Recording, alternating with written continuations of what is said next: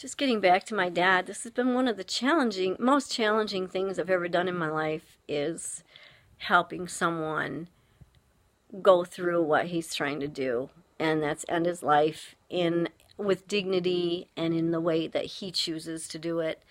And had that last trip to the hospital not happened, I would not have known what to do.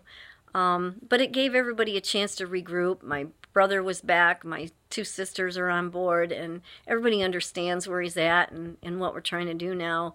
And the hospital was tremendous. They helped us figure out that we needed help, and hospice is where you go. And if this is nothing more than a tribute to hospice here in the state of Michigan, where they helped us just tremendously, he is so comfortable. He's in a bed in his living room, not tucked away in his bedroom in the dark and trying to find a way to get to the bathroom, whether it was crawl or have someone help, or he wouldn't use a walker, lean on wall to try to get there, and you just hoped and prayed he didn't fall. I mean, they gave me so much help when we brought him home this time. They're at my beck and call. Anytime I need to call them day or night, they're right there for me if I just have a question. They gave me a very helpful book that taught me the next steps that I couldn't understand before. I didn't know what the steps were. I was like, he was asking me to help him, and I didn't know how. I wouldn't have been equipped. The equipment they brought in was amazing. Just a lift to move him from bed to chair or bed to a toilet commode that he has to use, which is really hard for a man with a lot of dignity. And he did not like it, but he has handled all of this transformation in an amazing manner. This is a man you didn't know if he was just going to completely go out of his mind or if he was going to be able to just tough it out. And he's not even done either of those. He's just allowed it. And it's so neat to see him do this because I'm blown away by him. I'm proud of him, very, very proud of him.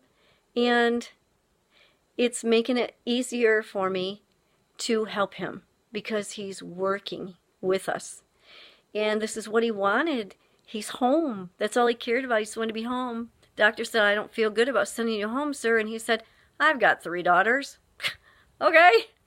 Well, I'm glad there's 2 more because this one was getting worn out. But now I have lots of help. My sisters are helping out. My brother's there as needed. My husband has been my right arm for the last 6 years and their right arm for 30 years before that. We live right next door. We're always the first ones they call. And my dad just knew he had him at his beck and call. And sometimes he kept my husband just a little too busy. But that's another story in itself. Those will be fun later on to share. But right now, I mean, the biggest challenge of my life and my sister's lives was my dad was a catheter type patient. He has been straight cathing himself for a lot of years. And he was looking at me this last time and said, I can't do it. I can't do it anymore. And I was like, okay, Dad, we'll figure it out. It's all right. Don't worry about it. And I knew that it was going to fall on my shoulders because everybody just went, not me. And I went, you just got to do sometimes what you got to do. And so I did that for him, but I didn't like to do that. Well, of course you wouldn't like to do that, but I didn't want to continue to do that because, you know, I can help anybody do anything, but when it's invasive, I felt that it wasn't something I could do much longer. And I did just that one night. And the next morning, they came in and they put a permanent one in, which he really didn't want to do, but he accepted graciously to help us. And I'm so thankful because, oh, what a cinch now compared to where we were.